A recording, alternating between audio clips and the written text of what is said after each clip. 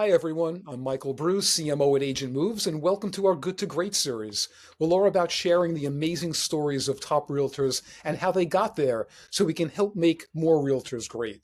Let's jump in today with our guest, Natalia Paulino. I want to make sure I get the name right.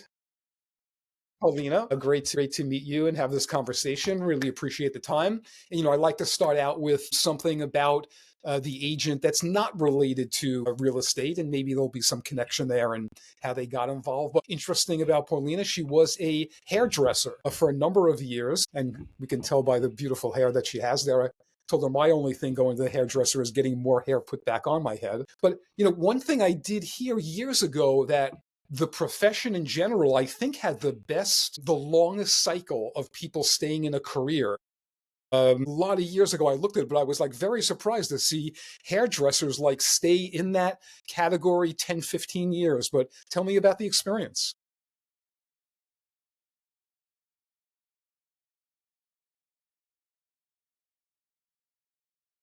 Like,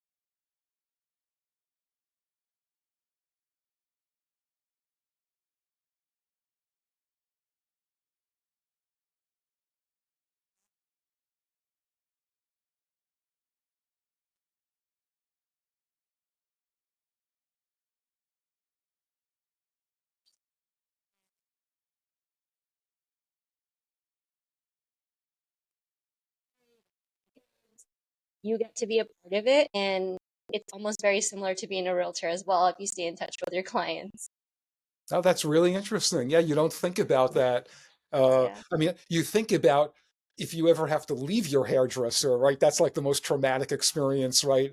Yeah, Certainly, like within the same salon, you can't do that, right? That's like blasphemy or something, right? But yeah, yeah, that's very thinking true. about the family connections and the events, I have three, kids, older kids that are adults now. So you go through all these events, and obviously the hairdressers, are in and out, whether it's your parents, your wife, your kids. So that is, I never really thought about it that way, the connection to family. Yeah, that was one of the best parts. And it was a higher end salon. So when I guess the kids were of age to when the parents were ready to pay that amount to get their hair Right. done, it was very cool to see them and, see the next generation sit in my chair That's and fabulous. just build on those relationships. Oh, that's just totally fabulous. Yeah. Yeah, I'm at the other way from those boutique salons to, hey, $12, I can get my hair done. So tell me, how do you go from that, and what made the change, and how did you first get involved in real estate?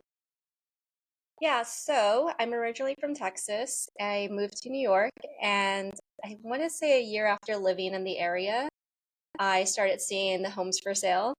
So, of course, I was interested. I went to a few open houses, and I was blown away by the price point because I had no idea about the real estate here in comparison to Texas. And I think that's what really sparked it. I was like, this looks kind of interesting. How can I get into this? And so in the beginning, it started off more like a part time thing, and I learned as much as I could before I went all in full time. Oh, that's great. Great story. That I do hear that a lot, like starting at part-time while you're continuing, and then, making that turn to full-time. So tell us about, getting involved your first year, the full-time first year. How did you do?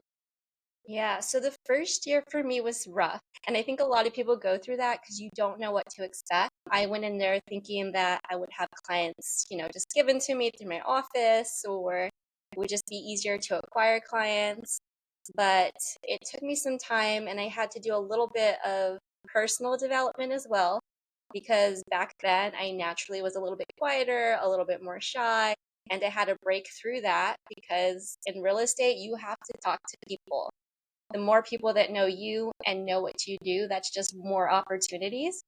So I felt like that first year was really just developing, not just learning about real estate, but personal development, stepping out of my comfort zone and getting to know as many people as I could. And I continue to do that every day.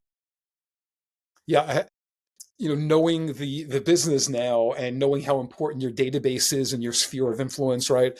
So coming from another state, not Hmm. close, Right. you're basically starting from ground zero. right, as far as that goes, right? Starting to build up a sphere of influence, Right. and obviously no past customers as that goes. Yeah. So how did that go? As now you get involved, like what were some of the first things that started getting you out of your comfort zone? Were you running like open houses, or how did it work for you? Yeah, so with Keller Williams, my brokerage, they host a lot of training pretty much every day of the week. So I started going to those classes, learning what I could. And then I started to realize, if I wanted to learn faster, start shadowing agents, start offering to help them. Like you said, just doing open houses, being basically the door opener. If they needed a showing done, appraisal done, inspection done, any part of the process, I was volunteering and stepping into those roles so I could get the experience. I'm very learning based. I have to do something first to feel confident moving forward and doing it on my own. So this was gaining the experience and knowledge by helping other agents in the beginning. And I did work with two different teams as well, kind of get a little bit more exposure and see behind the scenes how, like, what do they do on a daily basis, what makes them successful. And I think that really helped me out that first year and a half when I was just soaking up as much as I could. Excellent, excellent. Yeah, yeah. Although this, the notion of these interviews are, taking. Well, we're going to get to it. The good realtor to help them get to great. It's also, of course, lots of newbie realtors will be looking at these videos, and Yes. being able to get again that nugget of information from someone that says, I'm going to try that. No, I wasn't backing up a team, or I felt it was beneath me to do so and so. I speak to Right. like realtors now that are doing this 15, 20 years, and they're like, open houses are not beneath me. I love that. I love meeting the So it all depends on your attitude and your self-learning, like you were talking about. Yeah, you have to find the opportunity in everything, whatever you're doing. And I would say I want to say it was a year or two ago, I needed help for a showing. And I put a blast in, my brokerage group page. And one of the top agents that lived in the area volunteered to do it for me. And I was like, what? Like, you're going to do a showing? Wait, what? Dean is offering to do a showing for me? Because he's well ahead of me. He does great. He's a top producer. And that is one thing I love and respect about him is that he's still at a high level and still willing to help other agents, just get the job done. Right. That's a great thing for you to experience now, Yeah. and take that with you in helping others. But I think the helping theme is something that I see, talking to so many agents. It just seems to be a consistent, whatever they were doing previously, it was helping people. Like, you felt you were doing it in hairdressing, and I think that just carries right through.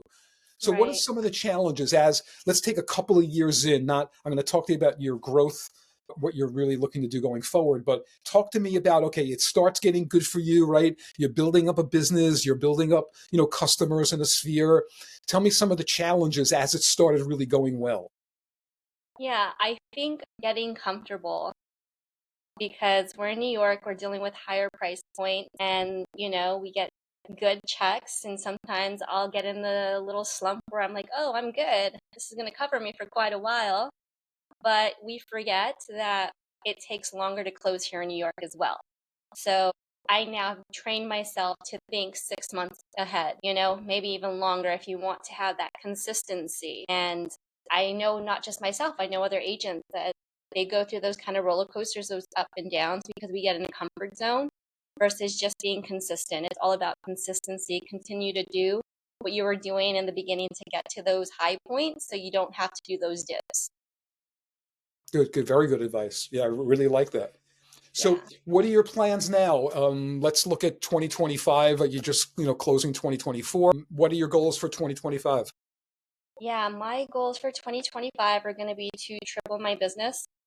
I don't want to double it, I want to triple it, and I think it's very easy to do. I have I follow a lot of different social media influencers in different industries, and I feel like I'm seeing um, a consistent messaging, which is like there's a shift in how we're going to be doing business in the future. And The people that embrace it and move with it, move forward with it, are the ones that are going to stay on top. And a lot of it has to do with just innovation and diving into social media, diving into, the artificial intelligence, the good part of it. I know that some people get weirded out and freak out about it, but I do see some really good advantages that will help us, connect with more people, provide more value for people, getting them ready to the point where they're ready to sell or ready to buy, and freeing up a little bit of our time to be hands-on, working with the people that are ready to go right there and then. Interesting. Yeah, yeah. No, I like that. So, what are some of the things you're thinking about? It's a lofty goal, right? Yeah. Doubling businesses. But I love stretch goals, right? I love Yeah. that. That's what you want to be, is aspirational. I want to triple my business. God willing, you double it and you get close to the triple would be awesome. Yeah, What even if I fall short, I'll still be in a very good spot. Right, right, right. That's the way to think. That is the way, I've always found the business same way, managing companies, groups of people. You need those, I call them stretch goals. Yeah, Realistic might be doubling, but yeah, I want to shoot for triple, right? So, right. what are some of the things you're planning on to do that? What are you going to do differently now this year to triple the business? So I've already started it. I want to say it's been about 2 months or so that I've been a lot more active in social media and doing a lot more connecting through social media. I know there are people that use a lot of AI to do that. I'm doing it personally myself. So I'm doing a lot more engagement. I'm working up to create more value for the public, because if I can be in front of 20,000 people at the same time versus doing 20,000 calls, I'm being more effective, time efficient to hit those goals. I do feel like by being consistent and, reaching a larger audience at one time, I can hit those goals a lot easier. Interesting. Yeah. First, consistency. I think you're spot on. From what I hear, especially from solo agents, Yeah. is, and this is the challenge, right? Things start going well, right? Oh, you got that next thing. All of a sudden, you have more listings, right? And Right. you get away from the consistency of your messaging, of your nurtures, and so forth. And then you look to come back to it, like your point of, I had a really great check last week, when am I Right. getting that next big check, right? Yeah. So that consistency is kind of critical to the growth of the business. So I think you focusing on consistency is a good one. Yes, I Yeah. agree. Yeah. So all right. So you're looking at social as a big a big play for you, Yeah. and so what are some of the things that you've done with your data? You're in a different kind of a spot here with a newer database, right?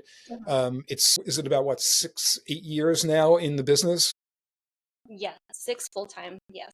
6 full time. Okay, so your sphere now, people that you had that first year or two, they're good past customers, right?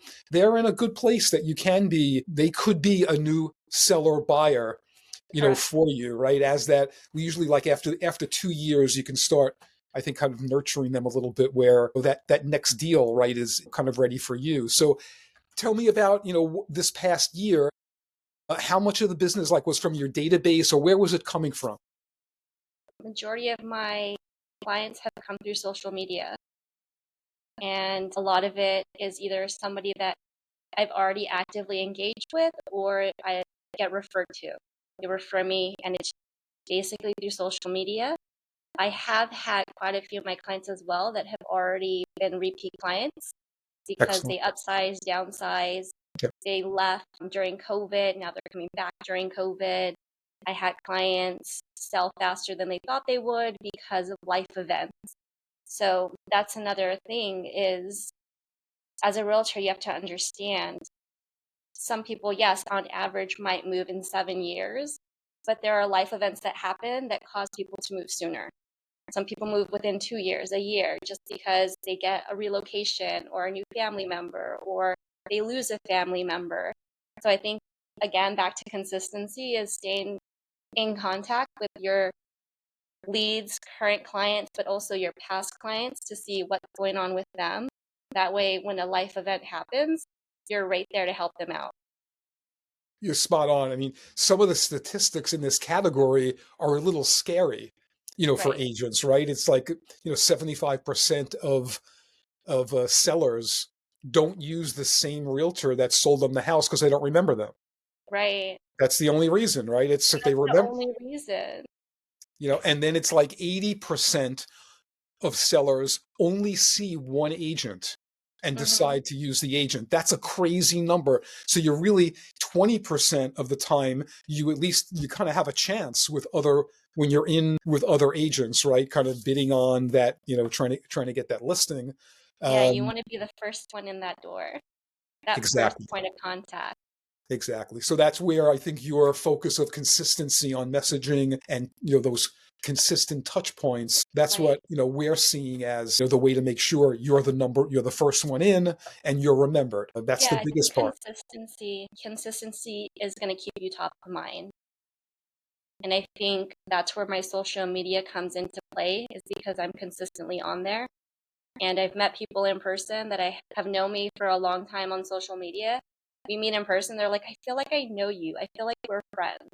That's And it's great. like consistently seeing me kind of build like a natural rapport or relationship, even if it's virtual. It's crazy how the brain works. Yeah, yeah, yeah. No, that's great. So now let's talk about winning a listing. You go into you go in and meet the owners, the sellers. What do you do? What do you think, that's a little bit of your like special sauce when you get in there that they're not going to see anyone else. They're just going to go with you.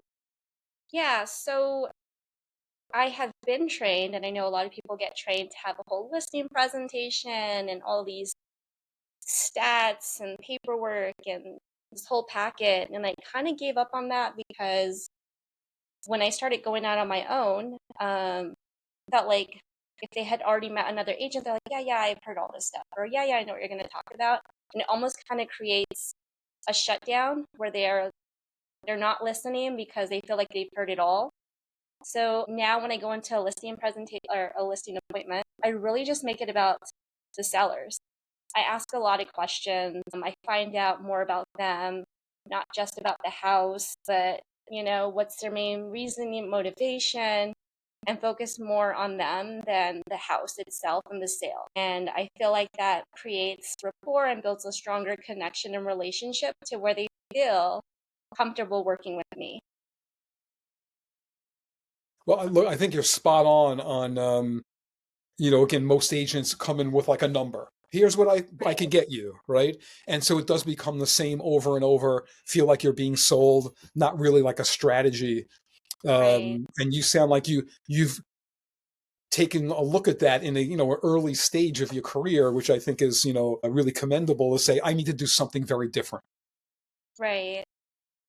Yeah, Yeah, I've learned that most people don't care about you or what you do. They care about how much you care about them. Like if you show up and show that you actually genuinely care, you can't fake that. I genuinely care, and I've um, turned down a listing or told them maybe this isn't the best time or it's not going to work instead of taking a listing and just going after the money and the closing. To me, it's like how can I serve these people? That's what I go in with. beautiful. I love that. I love that. That's a great, great approach. And I think people hearing that's who you are is wonderful. That's who you want to be working with, right? People that care about you. You sound like you're a good listener. That's a very hard soft skill. So yeah, having that and then the personality to make them feel that comfortable that you care about them. But like you said, from 12 years of hairdressing and hearing families that all they're doing is talking to you, right? While Yeah. they're getting their hair done, you're so comfortable understanding family dynamics, whatever is happening. I'm sure you reach into that and use that as you're talking to your real estate people. Yeah, I mean, it was wild how much I would know about people being in the hair salon.